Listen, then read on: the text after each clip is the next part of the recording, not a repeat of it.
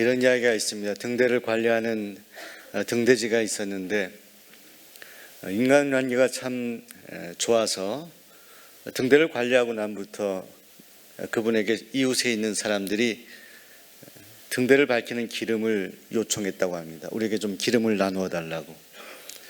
어떤 분은 자동차의 바퀴 윤활유에 사용하기 위해서 기름을 달라고 요청하는 사람도 있었고, 또 어떤 사람은 장작을 떼기 위해서 기름이 필요하다고 요청하는 사람들도 있었습니다. 그래서 이 기름을 다 나누어 주었는데 어느 날 기름이 다 떨어지고 말았습니다.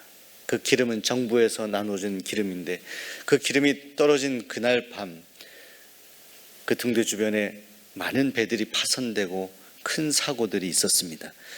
그래서 당국에서 조사가 들어와서 왜 기름이 없었느냐라고 물었을 때 이런 이유로 기름을 나눠주어서 등대에 기름이 떨어졌습니다라고 대답하였을 때 그때 당국자가 이렇게 대답했다고 합니다. 당신에게 기름을 주었던 오직 한 가지 이유는 오늘 당신으로 하여금 등대를 밝히기 위해서입니다. 이것이 기름을 드린 목적입니다. 사랑하는 성도 여러분, 오늘 우리가 살아가는 우리의 삶 가운데 우선순위라는 것이 있습니다. 우리가 해야 되는 많은 일들, 우리 일상의 삶 속에서 에너지를 쏟아서 해야 되는 많은 일들 가운데 가장 먼저 해야만 하는 중요한 일이 있습니다.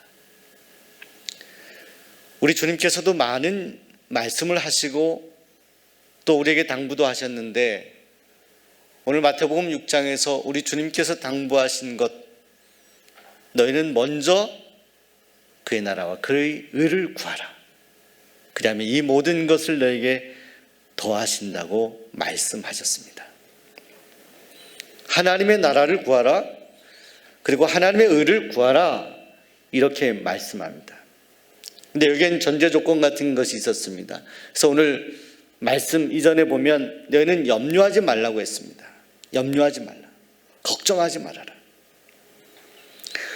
사랑하는 여러분, 코로나가 점점 퍼져가는 이 시대 가운데 여러분 마음에 염려와 불안함이 있다 하더라도 오늘 주신 약속의 말씀을 여러분 마음으로 간직하시길 바랍니다. 하나님의 나라를 꿈꿀 수 있기를 소원합니다. 그 하나님의 나라가 여러분 안에 임하기를 소원합니다. 하나님의 나라가 임하는 이 땅은 갈등이 없고 다툼이 없는 그런 곳일 것입니다. 부한 자나 가난한 자나 모두가 공존하며 함께 평화롭게 지낼 수 있는 그런 곳일 겁니다. 오늘 여러분이 꿈꾸는 하나님의 나라는 무엇입니까? 그런데 사랑하는 여러분, 이 하나님의 나라를 추구하는 것이 우리에게 가장 중요한 일이다. 이렇게 당부하시는 우리 주님의 말씀의 전제는 염려하지 말라는 것이다. 근데 여러분, 우리는 끊임없이 염려의 잡초가 매일 우리의 삶 가운데 자라고 있습니다. 사람은 또 신앙생활하는 오늘 우리 자신의 신앙적인 모습을 우리가 잘 확인하고 체크할 수 있는 중요한 기준 같은 것이 있는데 그것은 우리가 무엇 때문에 염려하는가입니다.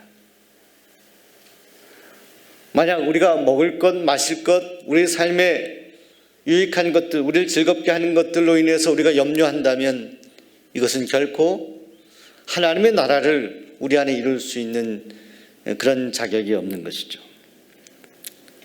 하나님 나라는 우리 주님의 입술을 통해서 많이 증거되었습니다. 우리 주님의 공생의 사역을 시작하실 때 가장 먼저 말씀하신 것이 회개하라, 천국이 가까웠느니라 라고 말씀했습니다. 여기서 천국이라는 것이 하나님 나라입니다. 이것은 히라브로 바실레이아, 왕국이라는 것입니다. 과거 왕이 통치하던 시대, 그 왕이 전 민족을, 전 나라를 명령하고 통치하게 되죠. 그것에 거슬릴 수가 없는 것입니다. 그 명령에 복종해야 되는 것입니다.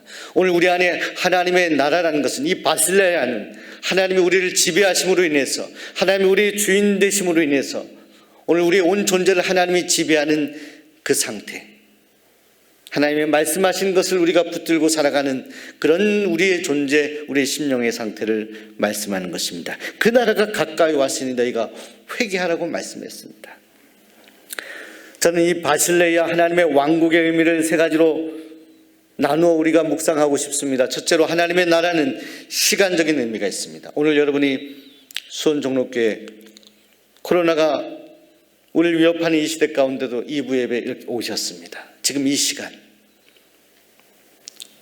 하나님께서 이 시간을 통치해달라고 기도하는 마음, 그리고 지금 이 시간 이후로 여러분의 미래의 시간들을 하나님이 지배해 주실 것을 간절히 소원하는 하나님의 나라, 시간을 지배하는 하나님의 나라를 의미합니다. 둘째로 공간적인 의미가 있습니다. 지금 우리가 수원 종로교회 안에서 예배드리고 있는데 이 공간을 넘어서서 수원 땅, 화성 땅, 이 대한민국을 지배하시는 하나님의 나라의 의미입니다. 아니, 이 나라를 넘어서 저 열방, 코로나가 번져 있어서 많은 사람들이 죽고 병들어 있는 중국 땅, 그 너머 중동 땅, 전 세계에 이르기까지 열방에 하나님의 나라가 번지길 소망하는 하나님 나라에 대한 비전이죠.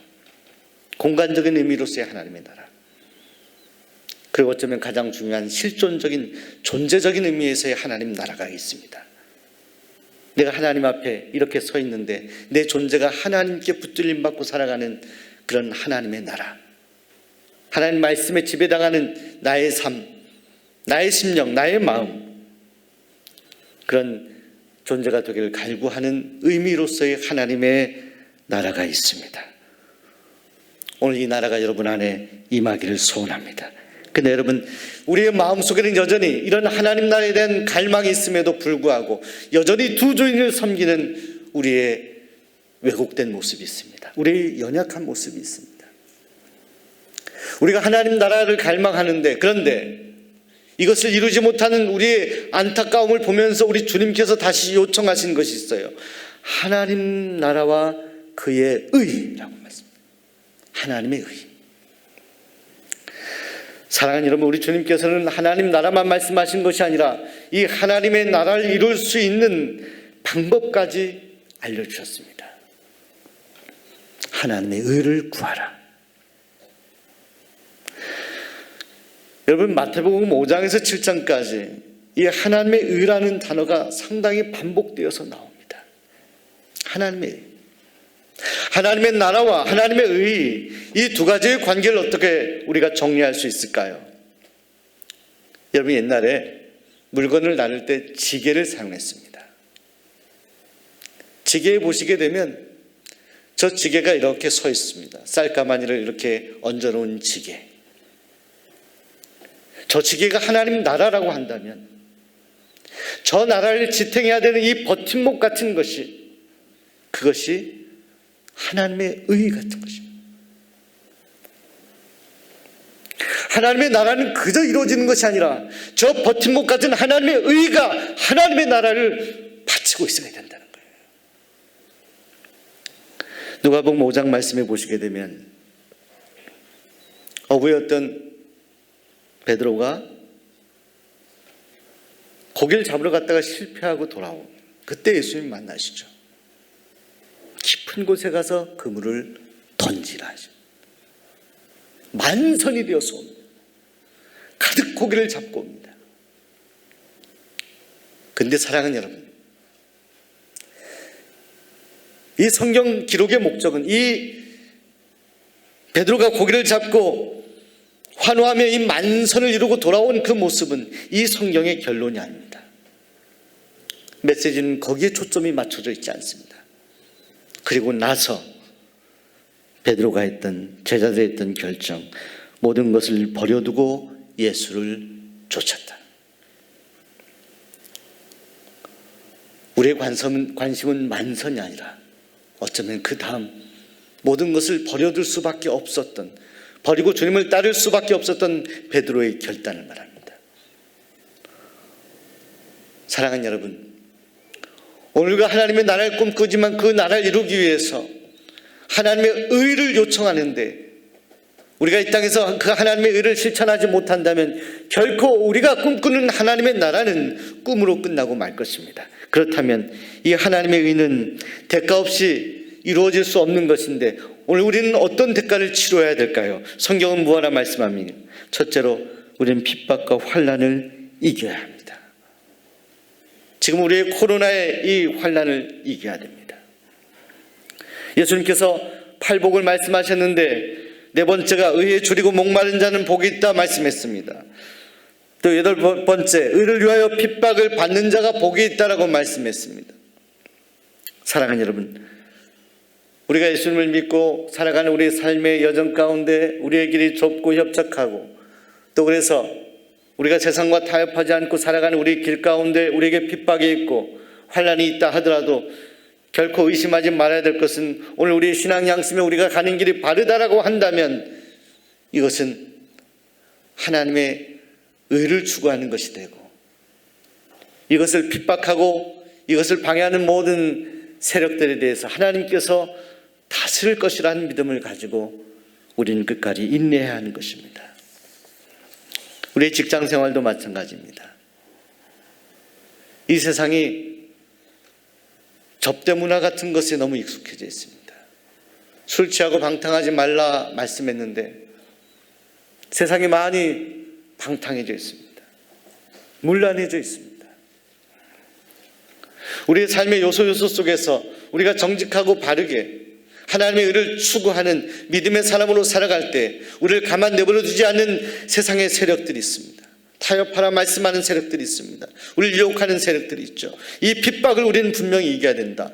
이 환난을 이겨야 된다. 이것이 바로 하나님의 의를 추구하는 것이다라고 말씀하는 것입니다. 둘째로 우리는 유혹을 이겨야 됩니다. 이 유혹은 죄의 반복성 같은 것을 말합니다. 끊임없이 우리를 자극하며 빠지게 하는 유혹들. 그래서 존 맥스웰이라는 신학자는 우리가 유혹받는 것을 어떤 사람이 길을 가는 것에 비유했습니다. 첫 번째, 그 사람은 이 네 가지의 여정을 통하여 그의 삶을 경험하는데 이것을 통해서 유혹을 설명하죠. 첫 번째 장에 나는 길을 걸어갑니다. 길 중간에 큰 구덩이가 있었습니다. 나는 거기에 빠지고 말았습니다. 그리고 다음 페이지 2장, 나는 길을 걸어갑니다. 그리고 그 길 중간에 있는 저번에 빠졌던 구덩이를 분명히 직시하였습니다. 그것을 아슬아슬하게 피하려고 했는데 결국 빠지고 말았습니다. 그런데 저번보다는 훨씬 쉽게 나올 수 있었습니다. 제3장, 나는 길을 걸어갑니다. 그리고 저번에 빠졌던 그 길을 가면 구덩이를 발견하였습니다. 그런데 나는 그 구덩이를 아주 아슬아슬하게 잘 피해서 이번에는 구덩이를 빠지지 않았습니다. 오늘 이 맥스웰이라는 신학자가 제시하는 네 번째 그림이 우리에게 소중하다고 생각합니다. 나는 길을 걸어갑니다. 그런데 나는 오늘 그 구덩이가 없는 다른 길을 선택해서 갔습니다. 다른 길을 선택해서 갔습니다. 사랑하는 여러분, 오늘 우리 앞에 놓여 있어서 우리가 끊임없이 빠지는 유혹 같은 것, 아슬아슬하게 피해 가야만 하는 그 구덩이를 바라보며 우리는 이 네 번째의 그림을 그리며 우리는 결단해야 될 것입니다. 결코 그 구덩이가 있는 곳으로 가지 않았습니다. 나는 다른 길을 선택해서 갔습니다. 이 결단이 저와 여러분의 결단이 되기를 소원합니다. 셋째로, 하나님의 의는 악인의 형통함을 부러워하지 않는 것입니다. 성경의 악인이라는 것은 믿음이 없는 사람의 삶을 말씀하는 것입니다. 하나님 없이 살아가는 삶, 때로는 하나님을 조롱하는 사람들의 삶, 그들의 삶이 때로는 형통함을 보게 되어 마음이 아픕니다. 하나님, 저는 하나님을 믿노라 하면서 주님이 가신 길을 걸어가노라고 최선을 다해 살아가는데 여전히 저의 삶의 형편은 왜 이렇습니까? 라고 질문할 때가 있습니다. 그리고 주변을 볼 때 예수 믿지 않은 사람들, 또 온전히 믿지 않은 사람들의 형통함을 보며 부러워할 때가 있습니다. 근데 성경은 말씀하는 거예요. 그 형통함을 부러워하지 마라. 우리가 가야 하는 길이 있다 말씀합니다. 사랑하는 성도 여러분, 악인의 형통함을 보면서 그것 때문에 여전히 하나님이 나와 함께 하지 아니하고 하나님이 역사하시지 않는다라고 오해하시는 분은 계시지 않습니까? 악인의 형통함 속에서도 하나님이 주목하시는 것은 악인이 아니라 오늘 그들을 바라보는 우리입니다. 오늘 우리가 악인이 형통함을 살아가는 그 시대 속에서 우리는 어떠한 소신과 믿음을 가지고 하나님을 바라보고 있느냐를 하나님은 보고 계십니다. 일제시대에 신사참배 거부했던 주기철 목사님, 주 목사님은 노상에서 교회 성도들이 찢어지는 마음 눈물 가운데 장례 예배를 드렸습니다. 주기철 목사님은 당시에 많은 사람들이 이 신사 참배를 수용하고 타협하며 형통함을 누렸던 모습들을 보면서 주 목사님은 저 길을 가셨습니다. 타협할 수 없는 길을 가셨습니다. 하나님의 의를 통해, 그 의의 실천을 통해 진정 주기철 목사님의 심령 가운데에는 하나님의 나라가 임했습니다. 그리고 그 하나님의 풍성하신 나라가 오늘 저와 여러분의 이 시대 가운데에도 그 놀라운 주님의 나라가 계승되었습니다. 주기철 목사님의 마지막 일제 경찰들이 회유하려고 가출옥시켰을 때 심우하던 산정연교회에서 마지막 설교를 이렇게 하셨다고 합니다. 나의 사랑하는 교우 여러분, 그리스도의 사람은 살아도 그리스도인답게 살고 죽어도 끝까지 그리스도인답게 우리는 살고 죽어야 합니다. 죽음이 무서워 예수를 저버리지 마시기 바랍니다. 한번 죽어 영원한 천국의 복락을 얻는다면 이보다 즐거운 것이 또 어디 있겠습니까? 이 주목사가 죽는다고 결코 슬퍼하지 마십시오. 나는 내 주님 외에 다른 신 앞에 무릎을 꿇고 살 수는 없습니다. 추하게 사는 것보다 차라리 죽고 또 죽어 주님 향한 정절을 지키려 합니다. 주님을 따라서 가는 죽음은 나의 소원일 뿐입니다.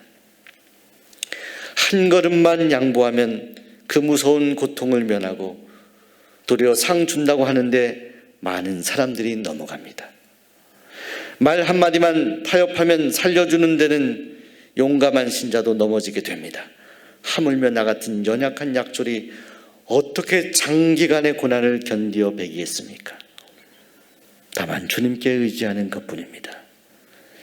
예수님께서는 이렇게 말씀하시지 않으셨습니까? 끝까지 참자는 구원을 얻으리라. 그리고 주 목사님은 가족들 향한 애절한 마음을 고백했습니다. 사랑하는 나의 어머님, 80이 넘으신 내 어머님을 자비하신 주님께 부탁드립니다. 나의 병든 아내와 어린 자식들과 나의 사랑하는 교우님들을 주님께 부탁드립니다.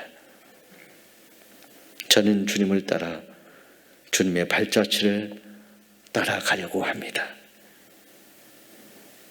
주기철 목사님이 그토록 원하셨던 하나님의 나라,